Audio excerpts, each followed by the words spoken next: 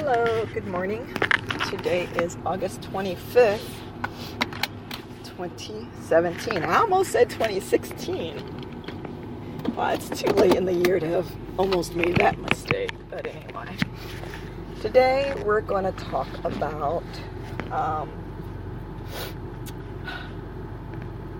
let's just keep it simple. That's a good idea as far as how to articulate this. Quote, spirituality versus, quote, ego. And I have to say quote because people have different ideas about what those two expressions mean, those two words. But generally speaking, the things of the spirit, versus things of the physical plane. And not things so much in this discussion, but us. Because it seems that we are both. We have aspects to ourselves that are obviously of physical nature. If you look around, you're going to see evidence of that everywhere. And we have aspects to ourselves that are not of the physical, that are what we would term spiritual, or spirit. And it's a struggle at times to exist in a balanced way when the truth of the matter, well, it seems to be that there is a contention between the two aspects. Like the physical, it always wants to get ahead, always wants to be in the driver's seat of everything going on, and the spiritual is not seizing hold of anything, but also the spiritual is a gentle movement, how do we say this it seems that the spiritual aspect is concerned with the spiritual part of us and moving it deeper and deeper into that. And the physical is concerned with keeping us deeper and deeper in the physical. So does that make sense? And so it's like there's this back and forth. And it's not easy because sometimes it's unclear who's doing what. What is the force in us that is really guiding the things that we do. And not to say that we're not going to make a judgment and say that one is better or worse. That's something that each person has to learn through their own experience.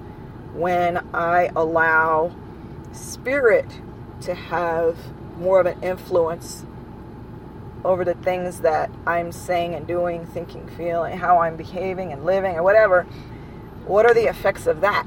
Each person has to ask himself or herself. Versus when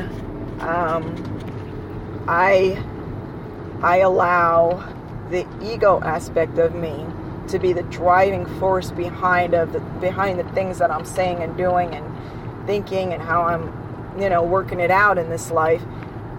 What are the effects of that? So, but how can we tell? Because sometimes the ego is at the helm, but a person may believe or feel that, no, this isn't ego, this is spirit. or I'm not sure the likelihood of the spirit being the motivating force behind things, and then being confused thinking that it's ego. But it will allow that maybe that is another something else that is experienced somewhere by someone. So the feel is different. If we're really, really, really, really interested, deeply interested to the point of, okay, if this means I have to make adjustments, so be it, that kind of openness, then we'll be able to investigate and discern which is the influence that we're experiencing, be it the spirit or the ego, because they do have different feels to them. So when we're dealing with spirit, there is a gentleness to it, and the gentleness comes from the awareness that all is well. All is well, and my being aggressive or defensive or protective, any of those type of things is going to be an indication that all is not well as far as my outlook on things. Because if I'm feeling like, you know what, things are going to fall into place the way they need to, and we'll get back to that in a moment, what that means. But if someone is existing that way, then naturally it's just going to move like that, and we would allow it to move. That has a feel, a peaceful feel to it. I found it interesting that the Hawaiian word for peace also means unity. And we often think of unity as, a collection of separate beings coming together and being unified. But it's interesting that we can also apply that to within. There's a peaceful, unified feeling that comes when things are in balance inside us. But anyway, so that's kind of the feel of, that is the feel of spirit. It's just allowing the course of things to move the way they're moving, and realizing that the picture is much bigger than our limited perspective can understand in these minds, and just trusting that. But we will go back to that, because that's not this happy-go-lucky, everything's wonderful, do you smell the flowers, do you see the sunset, and there's no problems in the world. It's not that. That is not what it is to be an awareness that all is well. But that might be something we touch on later in this recording or in another recording. Anyway, so the feel of, so if we're feeling very wound up tightly inside, anxious and stressed out, that's a good indication that the ego is trying to work things out, and that it's feeling uneasy because we do have this deep understanding within that the ego can only do so much, you see. And even when it comes to ideas about spirit and spiritual matters, and the way we are going about our spiritual life, when it starts to become, when it becomes an anxiety, or we're feeling inside that lack of unity or lack of peacefulness, even when it comes to the quote spiritual. See, that's the tricky part right there, because, the mind would, I'm going to say trick us.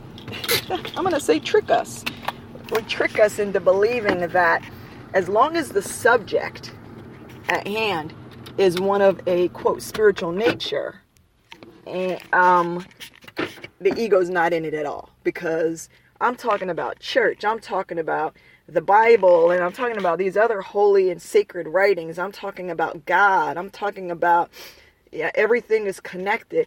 I'm going and I'm doing this and I'm doing that, and I'm reading and I'm involved in these activities and all of this stuff. There's nothing wrong with those things.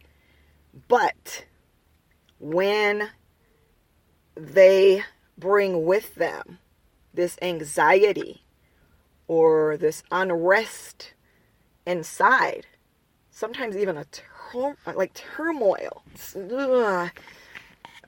tightness or whatever, that's still ego-based. Cloaking itself. You see, it's cloaking itself because the mind is so amazing, and we can be fooled into thinking, well, there's nothing wrong with me, because look at this long list of spiritual stuff I got going for me. And that may be true unless and only we ourselves, no other person, nobody doing a recording on YouTube or any guru or minister is going to be able to step into your life and tell you what it is. Only you will know by the feel of it. But if the feel is one of defense and agitation and all that stuff we described, well then, if we're really serious about getting down to the nitty-gritty, peeling it all the way back to discover what's really going on, we'll know what it is. We'll know because of the feel of it. So the other thing about spirit is ego is, so we're going to shift it a bit. Ego is concerned with this, with its own advantage, basically. Ego is self-serving. And, excuse my tummy. Spirit is all-encompassing. It's about unification. First within and then without. And moving things in that direction of peace, unity, all of that great stuff we talk about, right? That's what it's about. Ego is about self. And when self is the theme, no matter what the subject is, we touched on that, even if the theme is spiritual stuff, or even if even if the subject is of a spiritual nature, when ego is the central theme, then that kind of shows us that that's a self-serving basis. Cloaking. Now, and that's not because we're not judging people at all. Again, never about judgment. It's about discovery. Self-discovery. Awareness, understanding, true understanding. It's a son of a bitch trying to peel that ego down to where it needs to be. Ego has a purpose, but once it's in the driver's seat and it wants to take over and everything becomes about me.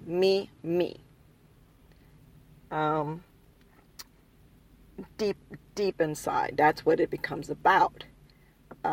So it's not about judgment. It's just about understanding that if we find ourselves, say we are involved in various activities and whatever it is, we read a lot, we contemplate, we do yoga, whatever the things are that we're doing, And yet we still feel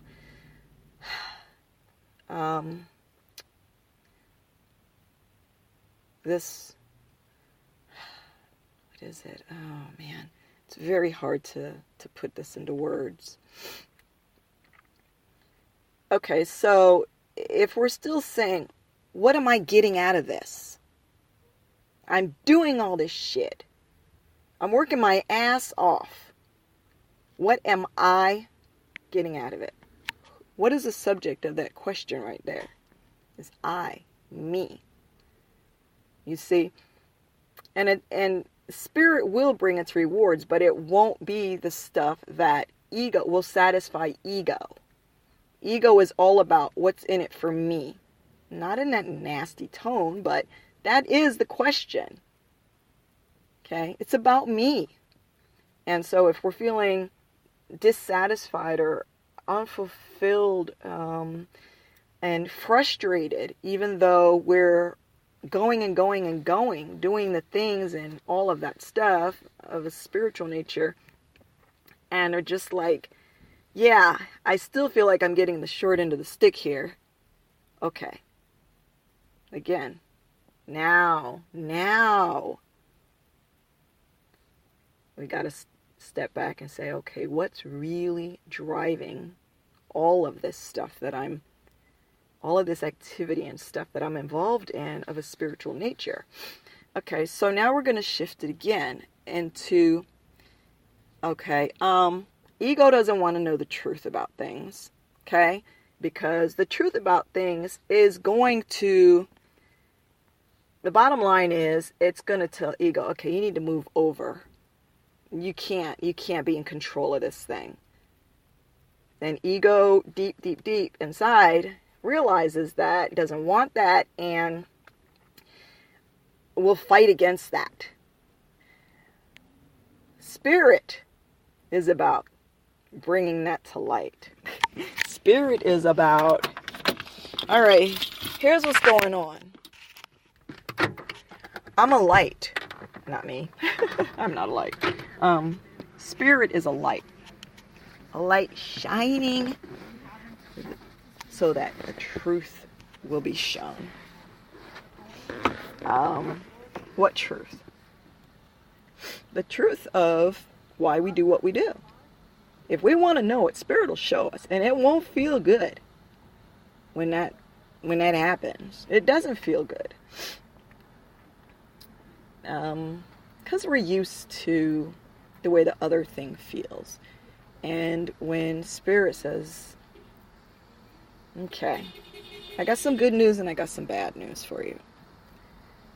A for effort and,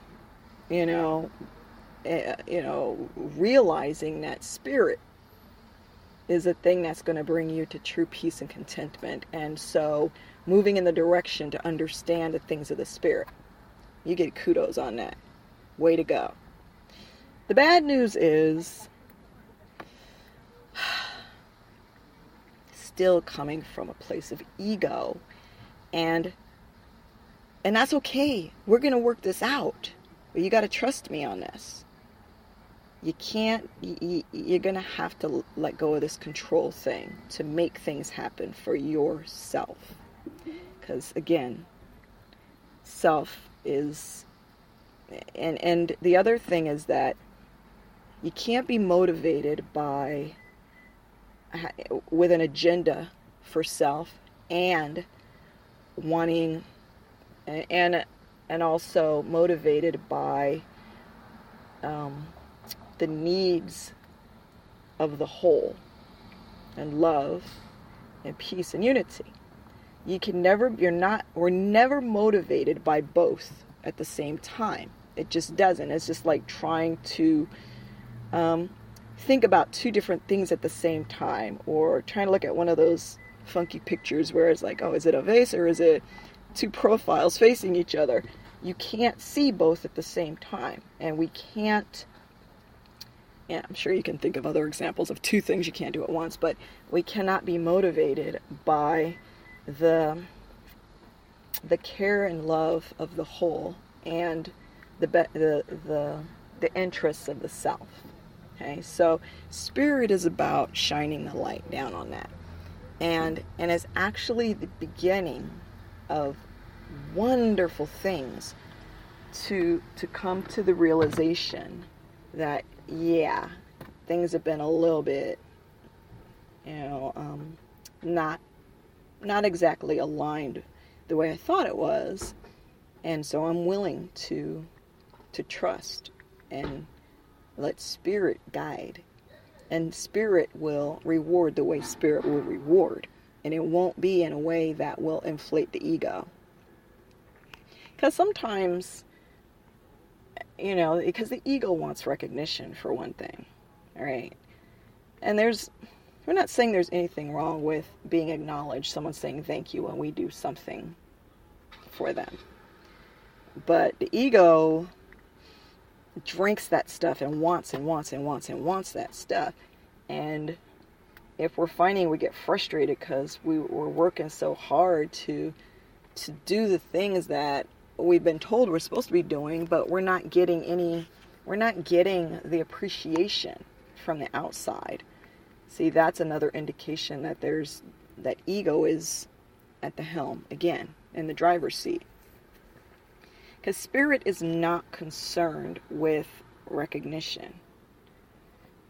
And there's a feeling when you serve and it's coming from a place from the spirit as the guiding force, there's just a feeling of contentment.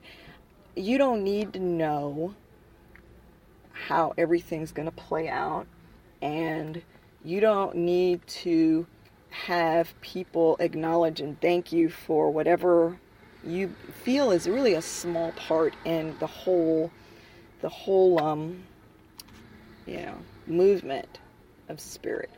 We just realize that we're sharing in the way that we can, and the spirit thanks us on the spot immediately, and that feels good. That's not good enough for ego, though. The rewards that we get from spirit for moving with spirit and allowing it to do what it does is this deep sense of peace and this being embraced somehow. But it's a very subtle thing, and if what we do is not from that source, then I'm so sorry about my stomach, you guys. I need to go eat. If what we're doing is not coming from that source, then it's such a subtle thing that it won't even be felt, it won't even be known, because we're still looking for the kudos from the outside or something like that. So anyway, again, this isn't a judgment. It's just because no one can judge for another person. We're our own project, working it out, each one of us. And, spirit is gentle and is moving to guide us in a way that will be for the utmost benefit for the whole, including us as part of the whole, but not us. The ego part is not interested in stroking egos at all. In fact, that's partially why sometimes we can get all caught up in the conversation about spirit. But then if we're in a conversation maybe, or we're reading or something, and spirit shows us that ego is at work in us, well, shut that book, put it on the shelf, and go to something else, and not work with that, not accept it. Or sometimes you may have people, how do you say, the energies are different, and when we're in spirit and it reveals things to us, we're thankful. When we are in flow with the spirit, we're thankful for that, because spirit is only trying to guide us in a way that's going to be for our overall well-being. But if we're coming from ego and spirit is showing us, oh, here's some adjustment, we'll take that personally as an attack. And it is, sort of. is not like an attack, an aggressive attack, but it's meant to get that ego where it needs to be, and ego won't like that. So anyway, so those are just a few things that we wanted to talk about as far as quote spirit versus quote ego. And it's not easy.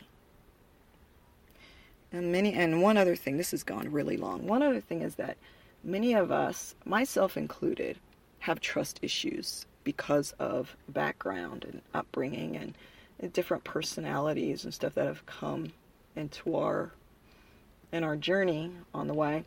And we get to this place where it's just like, screw it, man. You can't trust anybody. And so sometimes it's hard to let go of that feeling of wanting to control things and really trusting. But when it comes to spirit, spirit will never let us down. It will not. When we resist spirit is when it won't force. It's not going to force. Like, no, this is for your best interest. I'm going to knock you upside the head with this. Nope. Okay. Spirit will allow us to learn our lessons our own way. And even if that means that we're going to cause ourselves some extra hardship on the way, it does. But that's how it is. But if we learn that spirit is not those people and those situations that have hurt us in the past when we trusted and betrayed us, we'll see that, wow, it really won't let me down. But that's something that has to be discovered. It's not something that we can understand on an intellectual level. It just doesn't. It doesn't make sense. So much trust. And this one more thing. Oh, Lord, I'm so sorry it's going long, but anyway. It kind of, I get this visual of imagine yourself standing on a step way up in the sky, very high above the ground. And it's one step, it's a stone, and it's staying still there. It's not moving, and you're there, and as long as you're on that stone, you're fine. You're not moving, it's not moving. I mean, it is in the whole picture of things, everything, but you know what I mean. You feel relatively safe, but the thing is, we have to take a step. We have to take a step, and there's no stone in front of us to step on. We just have to know that as we step and trust, the stone will appear. It won't let us down. We won't fall. We won't be sorry because we trusted and now we're just going to be screwed over again. And it does appear, but it doesn't appear until we have that trust and we step down with one foot and we step down with the other foot. And then voila, the step is there. And that's how this trust works because here, what is that saying? Show me the money, right? When you're dealing with things in this life, yeah. Not only is it possible, it's probable that when you're dealing with situations where someone else's best interest is at their heart, at least it's 50-50 that you might get screwed over. So, but it's not that way with spirit. But that's, again, it's something we have to learn for ourselves. It's not something that, we can understand it in our mind when somebody's speaking it out, into a device and we hear it. But it's not integrated and understood until we experience it. So anyway, oh Lord, almost half an hour. I hope it was worth it for you guys. It was worth it for me. And I gotta go eat now. As always, much love to you. Thank you so much. Bye.